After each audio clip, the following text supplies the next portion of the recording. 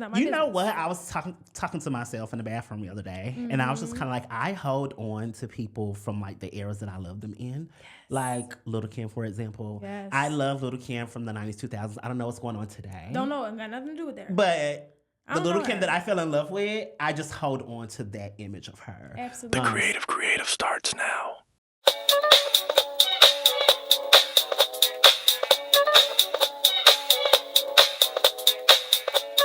It's Mars over all things iconic. Welcome back to the Creative.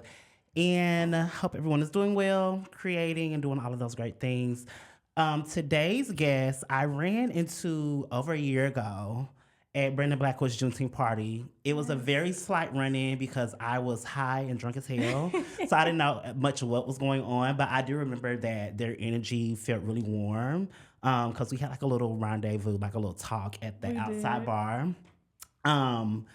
And she's a model. She has done campaigns for Milk Makeup, Equinox, Brandon Blackwood, Dinessa Myricks, and so many more. She's also an influencer, a content creator, and she's like I would say you're a very popular face on like just the scene in New York, period. Like I see you all the time. So please welcome to the Creative, Taylor Hawkins. Thank you for having me. Of course. How's your summer going? Well, the end of your summer. It's been a lot of work, but a lot of play too. Mm-hmm. I'm like, I just need to get out of this city. Like, when you're here, it's so hard to get out. I would say like living in New York, if you don't have like a getaway plan, it will like consume you. Yeah, But I sure. did just see my family this past weekend, so I was really happy about that. Where are you from? I'm from Philly originally. That's my favorite getaway from New York. Really? Mm-hmm. Where you be going in Philly? I'll just be going to they have this, I forget like the places that I stay in. But there's this particular Indonesian restaurant. I can't think of the name right now, but it's hard to find Indonesian food in New York. But the one in Philly is so fucking good. It's Philly so do have some good food.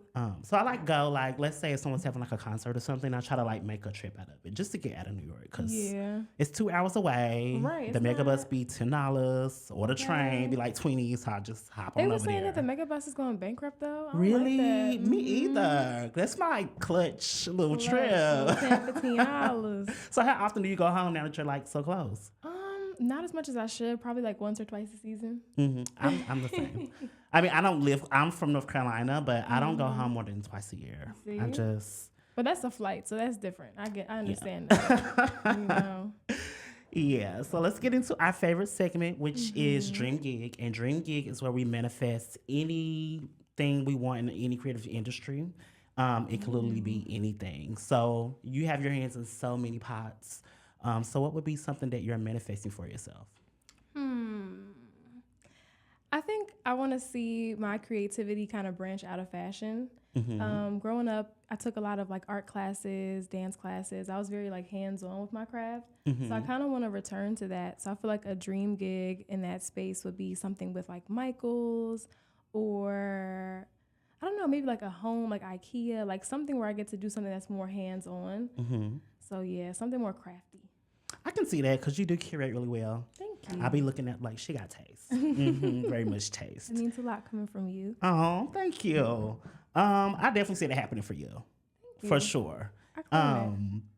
For me, I'm manifesting. I want to style Kamala Harris. I want to be her stylist. So when she get in the White House, girl, call me because I know they got y'all in like these boring Chloe suits right now. I know you have to be like safe because you're trying to get into the White House. So once you're in there, call me because I got some things for you. I could see her in some Sergio Hudson. Right? You know? She's worn him twice already. Oh, see, maybe that's why I thought that. And it's a match made for me. And I hope I don't know, just hope when she gets in the White House that she like make motherfuckers mad. Like make her mad. Put the shit on. Like Call Michelle Schiaparelli did. up. Like You right? Michelle. She stepped out in Balenciaga and y'all were upset. Okay, they were pissed. So I hope Kamala keep that same energy. I hope so too. Okay, and we're back for Creative Community. And this is where listeners get to send in questions. You Question? can send questions to the creativecreativegmail@gmail.com or the Creative Creative Pod on Instagram. You can DM us or just leave it in the comments. I'll pick it up. I'll read it. Now, this question, I'm glad that you're here to answer it because I'm very curious to know your thoughts. it has been very controversial on the TikTok streets or just the content creator streets in general. Right. What's the difference between an influencer and a content creator? Ooh. See, that's a hard question because I don't even know where I fall in those categories. I feel like they definitely go hand in hand, you know, but I think that an influencer is somebody who can get you to buy something, someone who's marketable.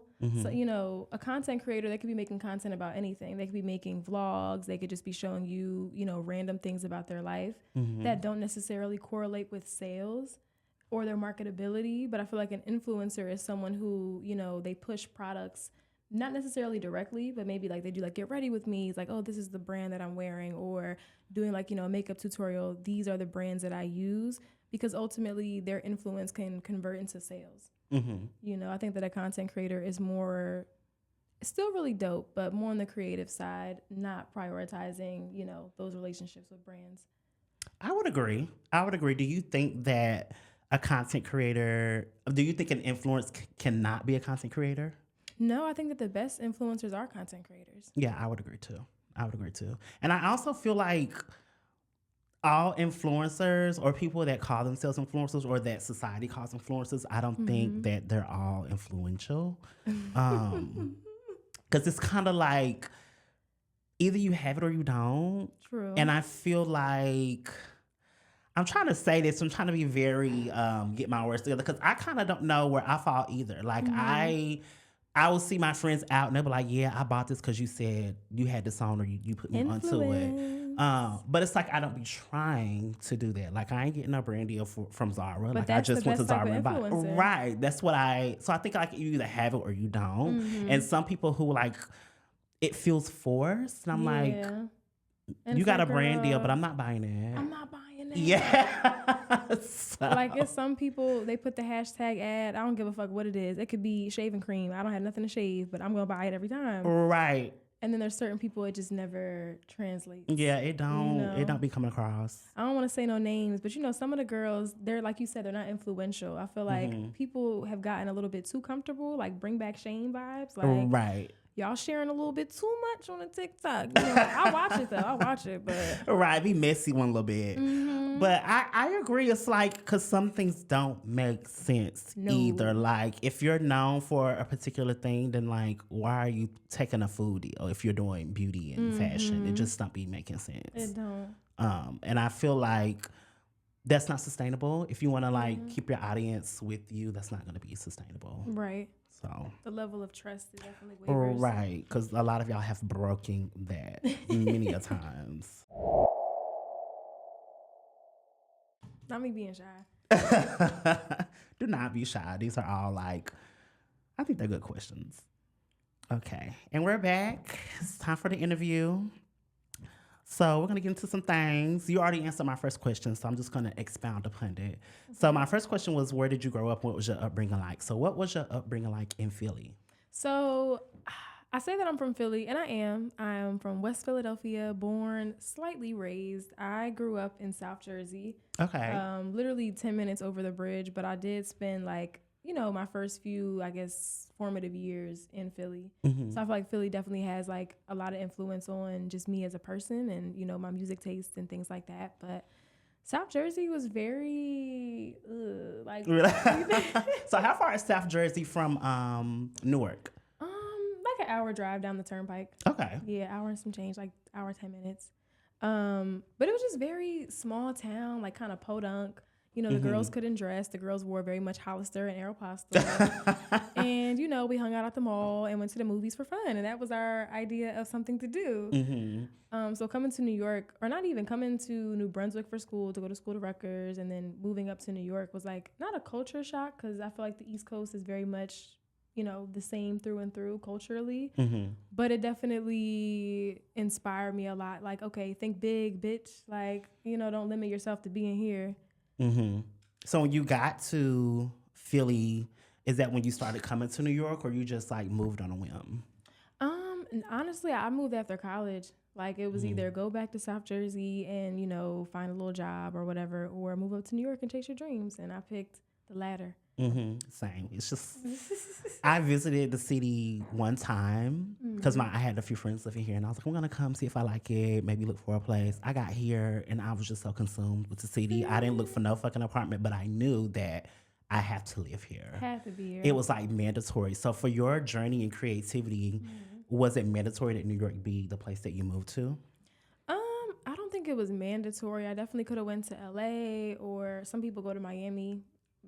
Yeah, I don't shade, see. Yeah, but not my vibe. But I feel like it was the smartest move for me to develop like a certain kind of work ethic, to like expand my network and just be around like-minded individuals, creatives.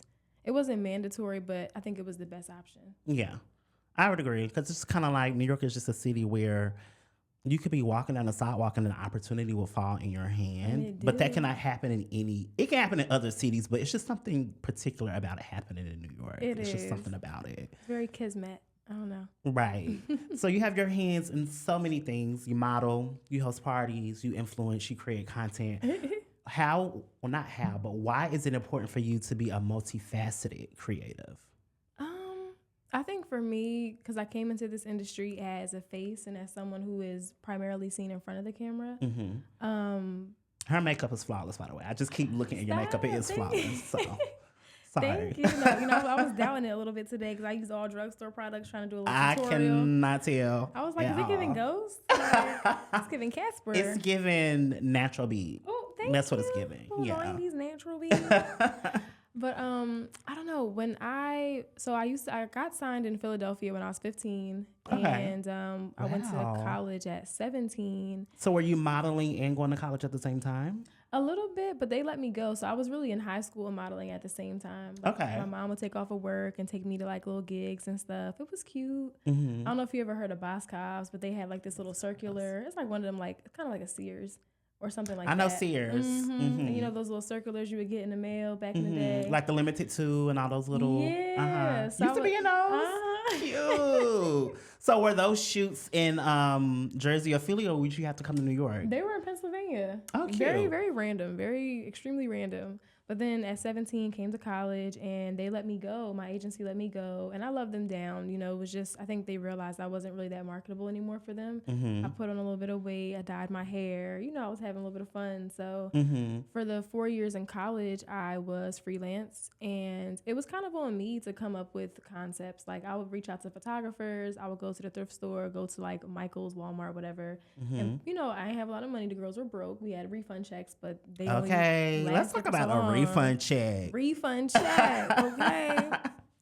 Spending it on an ounce. Okay, exactly. But it was just important for me to. What did you say? She was asking me, "Do I need a print?" I'm like, "Girl, we done started now." My bad.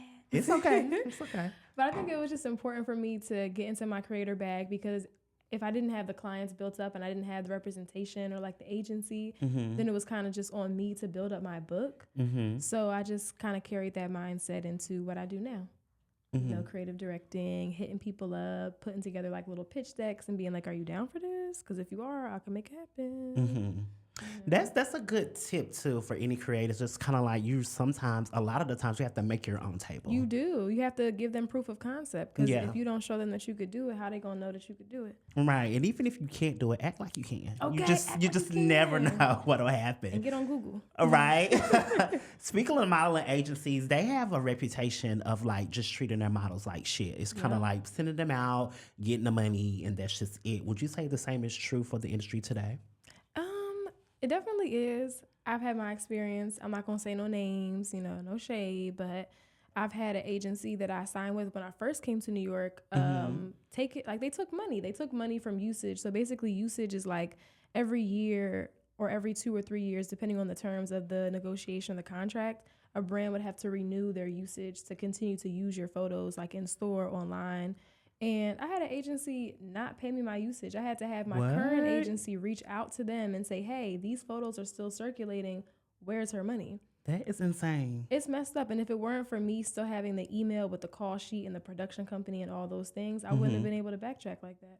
That is crazy. So when you say usage, let's say you do a modeling campaign, they want to use those photos for like the next year. You should be getting recouped Yes. Okay. Unless like the usage extends to like 2 or 3 years, but typically it could be from 1 to 3, depends. But yeah, they were out of usage and they got paid on my behalf and they did not pay me until I checked them. That's Which is crazy. crazy. That is. So they just gave you the money for the shoe up front and then it didn't give you the Wow. Because the brand's primary point of contact is typically always the agency. So they're not going to reach out to me and say, hey, Taylor, we have a check for you. They're going to reach out to the agency and say, hey, y'all, give this to Taylor. You know, but they didn't give it to me. That is insane. So how do you as a model like prosper in a community, not community, but just energy like that? Where it's just kind of like, you know, you want to be valued as a model. You're doing what you're supposed to do, but you don't know if the back end is given what it should be given. I think, and it's crazy because I'm an Aquarius, you know, we love to do everything by ourselves, but learning to trust my team and finding that team. Because my team now, my mother agent don't play about me. Like, she is on every email. She's like, you know, keeping me in touch, keeping me in the loop. She's just very like on point with everything. She runs everything by me. So I think the ways that people could, I guess, have that kind of representation is, you know, looking for that kind of person and just fully trusting them. Because I struggled with that for a long time. I really was like, oh, maybe I need to step in and, you know, I could do this by myself. But just learning to trust her, learning to delegate has helped me a lot. Yeah. Another tip for any creative, like, because I'm just going to do it myself too, but that shit is exhausting. It is so exhausting. So you're here by yourself today. You're doing all this setting up. Listen, I mean, I had a co-host, but he doesn't live in the city anymore. So, but I didn't want to stop like the momentum of the show. So I was just like, I'm just going to keep going. But yeah, it's like I trying to get better with delegating because I want to trust other creatives to work with me, and getting fucked over is just the risk that I have to take, but I don't want to not take the risk. Yeah. So it is what it is. Do you prefer runway work or campaign work? Definitely campaign work. I love to pose. And I get really nervous before runway shows. Like, I'll be like, my heart be pounding. Really? Yes. And people be surprised. I'm like, I don't understand why. Like, it's not even that many people in the room, but, you know, just knowing that it's different. Like when you have a photographer and you can run the same shot back a few times and pick the best one, you can't pick the best walk. You get that one walk and that's it. And that's it. That's it. And those pictures and footage last forever. Forever. Don't bust your ass. Speaking of runway, you have any shows coming up for New York Fashion Week? I might have a little shunting. Okay, cute. We'll be on the lookout. Speaking of campaigns, when I look at your modeling campaigns, you have a way of bringing the brand into your world and your universe. Thank you. Instead of like, there can sometimes be a campaign where it's just like, I know that's a Gap campaign, but I don't know who any of the people are because they just look like Gap models. But if you were in a Gap campaign, I'll be like, that's Taylor because you would bring Gap into your world, if that makes sense. So how do you ensure that your identity shows up when you're working with all of these other brands? Honestly, that's a really good question. I don't know. I think. Do you prepare in a certain way for shoots, like on your end as a model? Like, I'm going to pose this way or I'm going to do my hair, my makeup this way. Like, do you just present yourself in a certain way to know that this is who I am and I am lending my look and relevancy to your brand? Yeah. There's two things. I think for one, I definitely do research on a brand before I work with them, whether it be like checking out their social media, checking out their website, just to get an idea. Like I recently did a campaign for Milk Makeup, and during the shoot, I was like, you know, I guess emoting a lot because I know that in those Milk campaigns, people love them so much because people are like expressive. The models are giving you different types of faces and it's like, it's fun. So I was like, okay, I don't have to give just like a serve or like a smize like Tyra would say. I could actually be myself a little bit more and just knowing like, I guess a brand's identity and seeing like where I can fit within that. But I think the other thing also is people love the finger waves. I ain't do them today, but they love the finger waves. I just try to like show, like again, like proof of concept, like posting on my page how I style myself, how I do my hair, how I do my makeup. And I find that those are like clients or brands that already kind of have that as a part of their like look or their identity. They resonate with me the most. So it kind of just feels natural. Okay. And when you say like people love the finger waves, is there still an issue with Black models coming to set and like not having people to do their hair or do their makeup the right way because of skin complexion and hair texture and things like that? I think there definitely is. And, you know, my hair, I don't know if you consider my hair like 4A or 4B or 3C or what it is, but, you know, I wouldn't say that I have it as hard as some of the girls, which is messed up because, I mean, I still have this, but it's very 50-50. I think, like, with a brand that has the quality hair team that will go out their way to book a hairstylist that understands our texture, we don't have that issue. Like, I just recently shot something with Carol's daughter. Oh, and cute. those finger waves were on point. Like, They better be for Carol's daughter. They did them better than I do them. Yes. I've also worked with clients before, and, you know, even like the creative director, art director, whatever, they're like, we like how you do them more than what they did today. So I'm like, okay, well, let me know next time and I'll do it, you know? Right. Add a little more pay. Thank you. They don't Add be just trying a to little pay. more. So out of all the brands you've worked with so far, like, are there some that's like on your list? Like, I want to work with this brand. There are. I really want to get like a luxury beauty brand. You don't have that already? I mean, Or you mean like the luxury brands that make makeup? Or yeah, okay. like a Dior or an Armani. That's the one I was thinking that came up with me. I was like, I can definitely see you a Dior. Yes, Okay, like yeah. a Dior, something. Like, I don't know. I feel like the girls need that, or YSL. And also, I really want to get into acting. I don't know. I don't have. I think you should. Right? Your personality is great for acting. A little short film. Thank you. Your personality is great for acting. So you recently shared about your brother's passing. Yeah. And I wanted to ask you about, as a creative, the concept of time. When my grandmother died, I felt like she didn't get to see like a lot of the dreams that I had happen. Yeah. And it made me feel like, oh my gosh, I'm running out of time. And it also put me face to face with like the concept of life and death. Yeah. And when your sibling died at such a young age, like, did it catapult you to create in a different way? Did it like fuck up your concept of time as a creative? I think it did. It's so funny that you're asking me this right now because we're right across the street from Claw Daddy's, and my brother visited me a year before he passed, and we came here and we had some food on his last day here. So it's very like full circle. But I don't know. I think it catapulted me to create because I didn't want to sit in my depression. I didn't want to sit in my sadness. I felt like, you know, you have to move with that energy. Otherwise, you're just going to be stuck in it like a lot of the other people that you know. No shade. I love y'all. But I've always been someone who, you know, I just keep going. And I knew that that's what he would want for me to do, too. Yeah. You know, he pops up in my dreams sometimes. And I'm like, okay, like, obviously your spirit lives on. So I know that you're not going completely. I can't feel you or touch you or hug you the way that I want to, but you're still here. And, like, I don't know, the opportunities that I receive, I feel like a lot of them speak to my relationship with him. Like, he sends things my way. Like, he's like my gatekeeper. So I just try to remain in gratitude, even though, I mean, it does really, really hurt to not be able to share those moments with him, you know, in the physical realm. But, yeah, I think it's just, unfortunately, what do they call, like, a high-functioning depressant? Like, what do they call that? You have high-functioning? Yeah, a high-functioning depressive, or it can be like you're like using grief to channel other things. Like trying to transmute that energy. Kind of like when you're angry or sad, it's like, okay, but how can I use this emotion to push me to do more? Yeah. So I've just been trying to like transmute, you know, my sadness and my anger.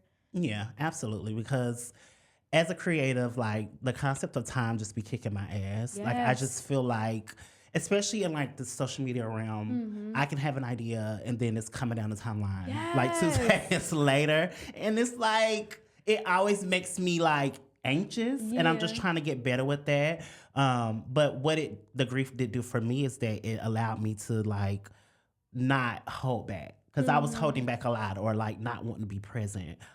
And once she passed, I was just kind of like, what the fuck am I doing? Like, be present, put yourself out there. These are things that you want to do, and you don't have nothing to lose. So I try to like channel grief into that because it happened when I had just moved to New York maybe a year out. So I also felt like, oh my gosh, I wasn't there.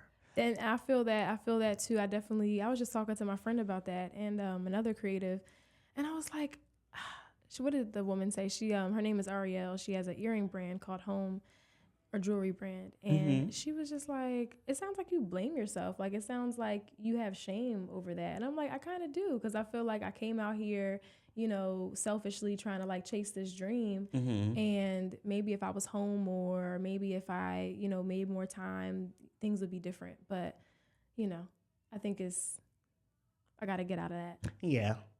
Same. Because it's kind of like, again, that's what he would want for you, to chase your dream. And I feel like that's what she would want for me too. Like, absolutely, move here and see what happens. Right. We got to do it because, they watching. We got to make them proud. Exactly. Because I'm big on like spirit and energy in the universe. And I just feel like I feel it around me all of the time. Like keep me going. Absolutely. Your social media content, changing sectors. Your social media content is very well thought out. How do you plan your creative concepts and how do you bring them to life? Like, because you're very much, you do it like a celebrity does. Like, you'll give us a Christmas photo shoot. You'll give us, those holiday assortment of things. So how do you plan your content out? How do you strategize all of that? Honestly, I've been using Freeform. I love Freeform. What's that? Let me know. It's this little app. And you see that next to the Notes app to the right of it, that little blue and orange thing? I didn't even know this was down here. It is so cute. So what does it do? So I use Slides. I used to use Slides more, and I still do because it's really good just for it's basic, it's easy. But, Google Slides or? Okay. Google Slides. But Freeform is cool because it's kind of like you don't have to keep things in line. It's almost like lined paper versus like a grid or something like that, like the design paper with the dots. So is this like where you do like your mood board on Freeform? Okay. So I'll come up with like, the team that I see in mind, and then I'll be like the concept, the storyline, and then I have a couple subscriptions to like Shot Deck and things like that. So I try to find like similar shots to what it is that I want to capture. So what is Shot Deck? Let me know. Shot Deck, listen, it's like all your favorite like movies and shows, and they have stills from like cinematic stills. Oh, wow. Things. I know, right? I love them. I love Director's Library. I need to get into that because Google Images is a flop. And it don't work no more. And Pinterest be showing us the same pictures. Yeah. Also, between us and you, my real favorite is Flim, FLIM.ai. I never heard of that either. You type in like any sort of scenario, like lipstick, putting on lipstick and mirror. It'll show you like a bunch of different options from different short films and things like that. It is so clutch. Like, okay, got some homework to do. As far as like calendar wise, like do you plan your year out or do you just do it? How do you do it? Because I really want to get out of the habit because it's not sustainable. But sometimes I just wake up and be like, I'm doing this today. Or I'm talking about this today. And I want to be more planful. Yeah, because it's like, I can't do that every day. Because some days I don't want to get online. I don't. Me either. That's how I've been feeling. I haven't posted in like a week. I'm like, this is so much fun. Right? I want to live a little bit. I want to live. Yes. But I'm like you. I'm very random. I got Pisces moon, and I know I could definitely utilize like more structure. I should use more structure, especially like for the year. I'll plan for like a couple of weeks, maybe a month, or like random things. But I'm not the kind of person who is like in January, like, okay, I'm going to do this in February, this in March, this in April. But I would like to be like that. Yeah, I do too. And I'm trying to work towards it. It's just, it's difficult. And we're young. I feel like you can get away with it. It's okay. Right. Well, I would never know that you don't plan in advance because it looks so good. Thank you. Like, seriously, it looks really, really good. I claim it. Yes. I remember some time ago, you were doing like meetups with creatives and for like networking and sharing resources. So why is it so important to you as a creative to create community amongst us? So my little workshop, and give us a shout out, is Brown Stew. You can follow us on Instagram at brwn.stu. It's really important to me, I guess, because that's how I was able to become so successful out here doing what I do.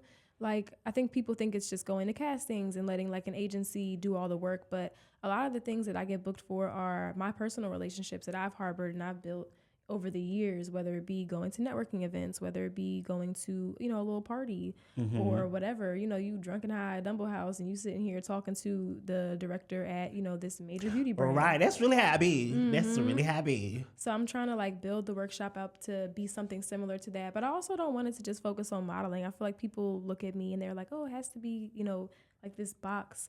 I just want to help people tap into their creativity and their confidence. That's really all that it is for me. and to meet, like-minded people that could progress their career as well. Mm-hmm. How often is brown stew, you said? How often do you do the brown stew? So we've workshop? done 3 so far. The last one was in January, so it's been a minute. But I'm working on doing something that's sponsored, so hopefully I'll be releasing that soon. Oh, cute. But it's definitely been a minute. But I'm hoping to do it more regularly next year, maybe like every 2 months. I feel like that's more sustainable for me. Yeah, absolutely. And I love that. I love that, like, creating community is, like, at the forefront because that means the world. Just to the people, like, because the creative industry can be a place where people are like gatekeeping. Very much and so. I feel like some things do need to be gatekept, but if once you find your community, like, take that wall down. Right. Because you never know, like you said, you can be at the, like, Brandon's Blackwood Juneteenth party. That was the first time in my life where my timeline was right in my face. Yes. And I was like, You're like, everybody's here. yeah, I wish that I would not have smoked before I went in because it just elevated my anxiety because I was just so high. Really? And then the bar was open. I was like, I should not have smoked before I came in here because Child. it was like, I had never had that experience before. Like, because all of Brandon black. got the party. Yes. And fed us too. Fed us real good. Okay. It was like all these black, beautiful people that I probably would run into in the city, but to have them all in one place, it was just like, wow. In one room. Yeah, so, but that's the importance of community because I tried to make connections there out of my nervous system, like speak to people and things like that. Yeah. But you spoke to me and you spoke life into me. So I appreciate it because you were fab. Stop it. You had fab. on, I think you had on Sergio Hudson, the yellow. I had on Aliette. Aliette, I knew it was a black brand. Yes, Aliette. And I was like, yeah, it's a black brand on Juneteenth. That's what I like. Gotta be on brand. Okay. Speaking of, you have a very unique style. You're always ahead of the curve. Who are some of your fashion icons? Rihanna. Okay. Immediately, Rihanna. Yes. Who else? I always think of Ree.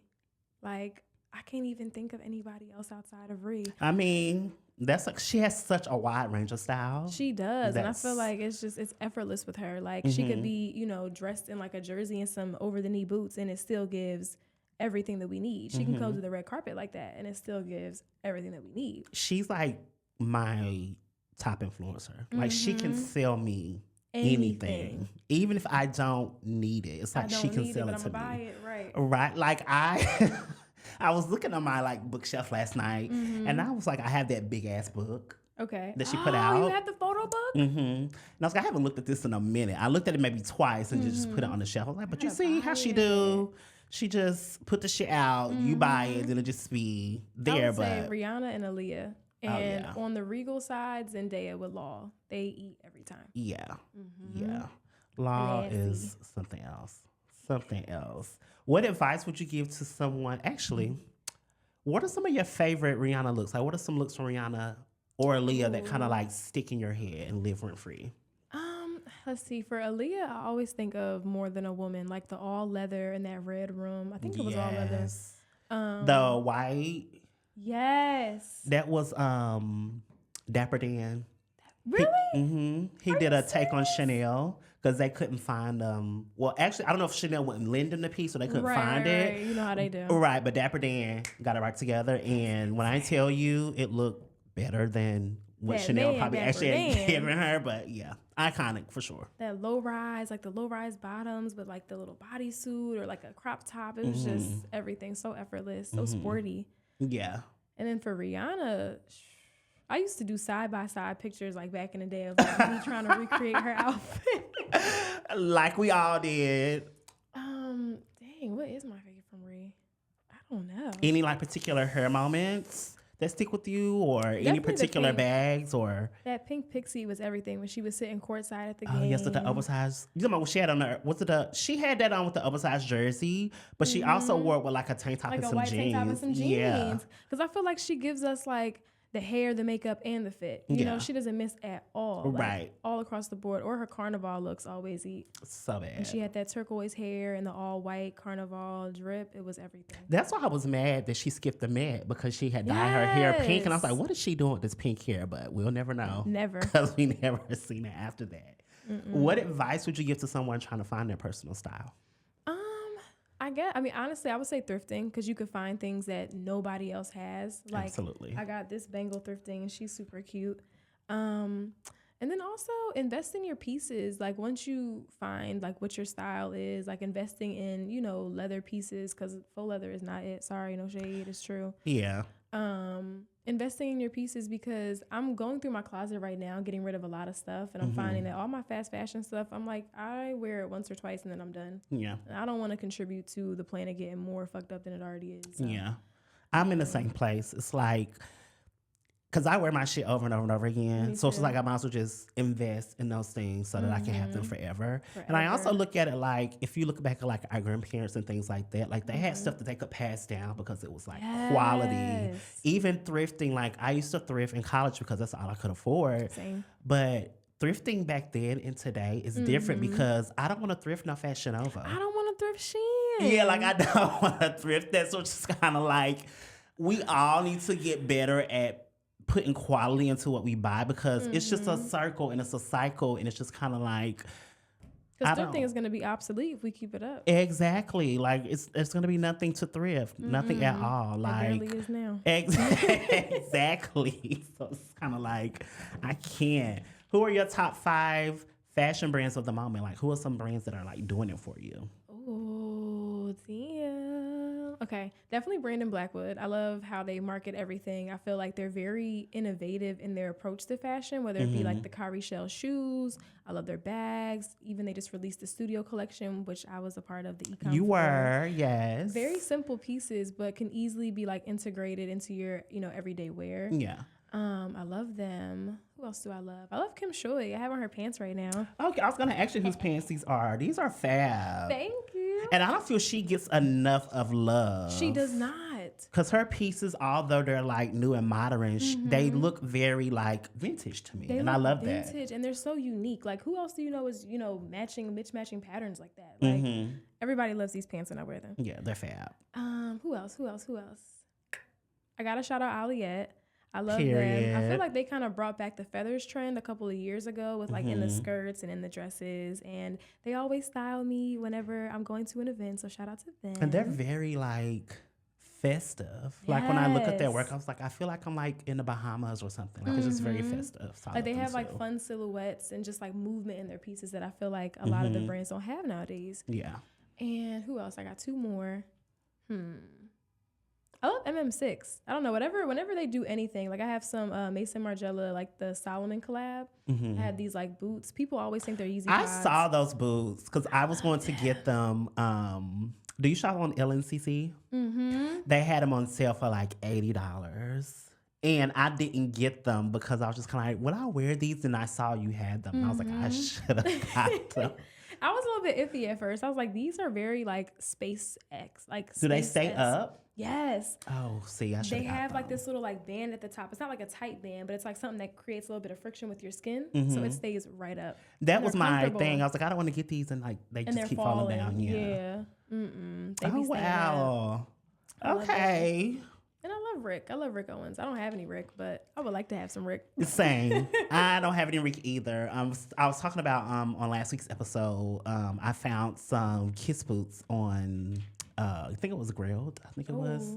And the way I tried to use Afterpay to get them, and Afterpay said, no, ma'am. No, we're not getting them. They played. So I couldn't get them, but I would like some Rick too. I like how like simple it is, but it's tailored and it wears well. Yeah. Like I like how it just transforms a person and a personality. I love that a lot. It does. Absolutely. How do you feel about everyone in fashion trying to recreate moments from the past with like archival looks? Are you here for it or are you like sick of it? I think because of social media, we've all seen the same things recreated constantly over and over again. Like every Halloween, somebody's doing BAPs and, things like that. And I think that if you're very tactful and like how deep you go into the archives, it could be special. But if we're just recreating the same thing over and over again, it gets kind of boring. Yeah. And I think not many people can do it to where it feels natural. Like Mariana pulls a Galliana look. It looks very natural. Absolutely. Like it looks very modern, but a lot of the girls, and I don't name names because I don't care. When Ice Spice will pull a Versace look, I'm like, this is not computing for me. And it's not. It's not computing. Because it's just like you're just throwing the dress on her, and she's gorgeous. But like there needs to be presence with the piece. Right. And she's like a hood girl from the Bronx. So I would love for that to shine more as opposed to like trying to make her this fashion glam girl. She's not that girl. Like I just Zendaya and Lau do it well, of course, and they pull an archival look. But a lot of the girls, I'm not honestly inspired. sick of it. Yeah. Like no. I understand. Like the Y2K trend. No. It's boring. It is. If it's not your natural aura and aesthetic, let it go. Let it go. We've had enough. Please. Like, we have had enough. Speaking of the 90s, you give me video vixen vibes. Ooh. So do you have any favorite video vixens from the 90s? Damn. Or any music videos that's like, I love the video vixens in this music video? Is Tay Heckard considered a video vixen? She was. She was fine as Yes, hell. very much it girl. Gosh, yes. I feel like Megan Good used to be in the videos back in the day. Absolutely. I don't know what's going on nowadays, but back in the day, she was cute. Yeah. I don't agree with the recent thing. Yeah. It's not my You know business. what? I was talking to myself in the bathroom the other day, and I was just kind of like, I hold on to people from like the eras that I love them in. Like Lil' Kim, for example. Yes. I love Lil' Kim from the 90s, 2000s. I don't know what's going on today. Don't know. It got nothing to do with that. But the don't Lil' know Kim her. that I fell in love with, I just hold on to that image of her. Absolutely. Same with Khalees. Like Khalees is like one of my biggest icons, but she's not really like the fashion girl that she used to be. She's very different now. She's a farm girl now. Right. So I hold on to that on big the afro. Yeah. The I hold red on to that hair. image. Yeah. That's my girl. So yeah. And that's why I love Rihanna so much too, is because she's still the same girl I fell in love with. She's still the same. She still has that spunk. And it's so Yeah. interesting, like watching her get into like, not get into, but going to motherhood and still carrying that same aura about her. She's like, she still has her sex appeal. She still has all the things. I think that's inspiring too. It is. It is, because it's like, it's hard to like, I think Madonna's one of these people too, but it's hard to like reinvent yourself and to like keep your audience involved with you being reinvented. But Madonna has definitely set like a wonderful blueprint of how to do that. Absolutely. And I feel like Rihanna just took that and ran with it, because she, to me, even does it better than Madonna. Like, She Madonna does. can release some shit, ain't nobody buying it, but Rihanna just like makes everything relatable. Like, and I'm the type of person, I hate a billionaire, because I just be like, y'all don't I need do that much too. money, I but do she too. is the one where I'm like, she's a businesswoman. It's different. yes. And it's just like, I don't see her, I still see her as relatable, even though she's like totally not. I feel that. I see her as relatable. I don't know what it is. She does really well. I saw that you have a creative director agency. Yes. And so do you see yourself in the modeling industry long term, or would you like to like pivot into more other creative? I definitely want to pivot more. And I think that I've been using content creation to kind of hone in on that.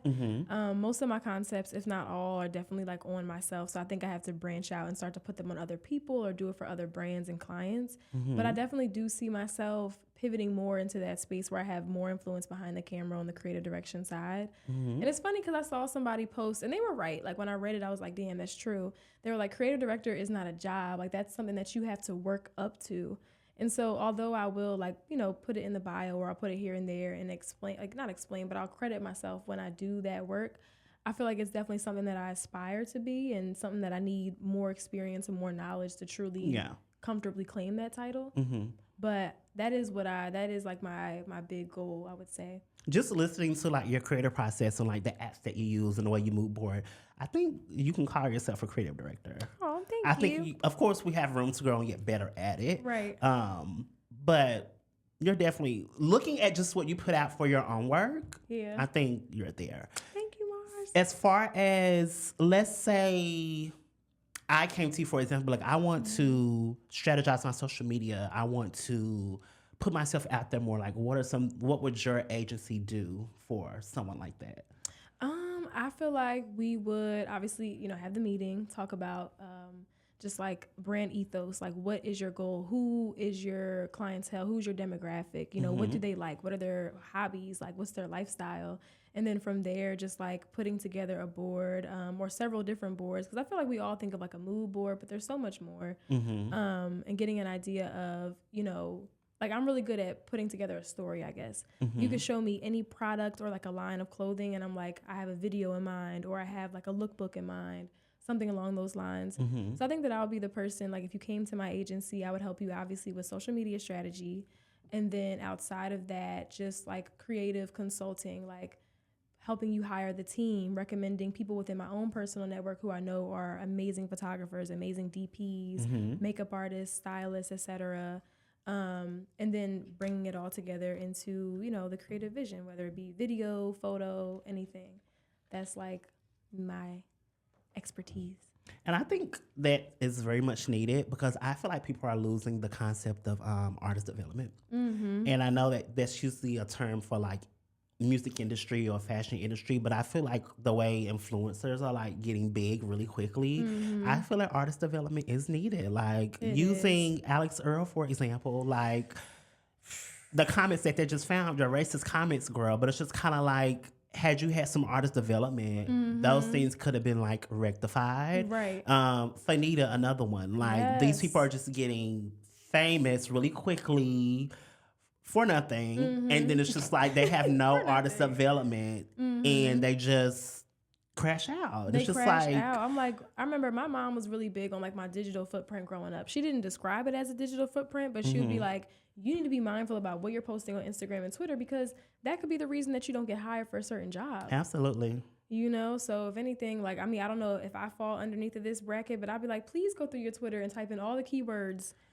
and make sure that you don't have nothing up that could be, you know, the reason that somebody doesn't want to work with you. Right. And if they do find something, like, figure out some artist development techniques to where you can like respond to it in a way that is genuine, in a way that is apologetic. Yeah, like what was the Brooke girl? She was like, I was 18, girl. I'm like, that's enough to have common sense. Yes, it's just like, especially when you're like saying racist things towards Black people, like we don't get the opportunity to say, oh well, when we turn 15, 16, we're like adults to society. Okay. We getting beat adults. down Yep. like adults. So it's just kind of like when you saying, no. It don't matter. It don't matter.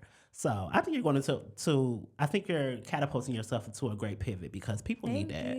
People need that for sure. I really claim. I think it's also imposter syndrome too, where it's like hard for you to claim certain roles. Yeah. You know, but it's like if you don't affirm it for yourself, then who is? Yeah. You know? That's real because I deal with imposter syndrome still, and it's something that I work on every single day. Wow.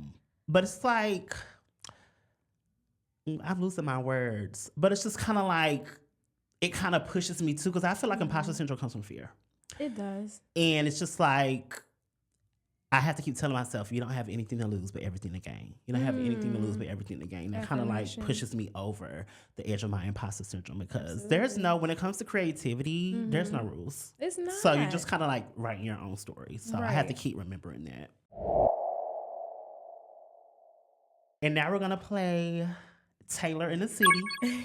And this is just going to be like a this or that. Okay. And it has a lot of things to do with like New York and the fashion industry and things like that. Okay. So don't think too hard on it. And if you want to flip the question on me, you can flip it on me. All right. Bacon, egg, and cheese or pizza? Bacon, egg, and cheese. Okay. Yeah. On a croissant. Croissant. Okay. So she classy. Because y'all be getting that shit on them hard-ass rolls. Straight from the roof of your mouth. Yeah. Absolutely not. Working in the beauty industry or working in the fashion industry? Oh my gosh, that's a good question. Which one do you like more? There's more money in beauty. No shade. That's what I hear. That's why I'm trying to like show the girls my face routine. Right. Like send me the product because the money is there. Yeah, because the fashion industry, the money industry is drying up. The money is drying up. I would say fashion inspires me more, but beauty, I like the beauty coin. Yeah. But right now, I guess I'm more in fashion, trying to pivot into beauty. Yeah. And if you play your cards right, one kind of doesn't exist without the other. Exactly. So, they go hand in hand. Absolutely. Carrie Bradshaw or John Clayton?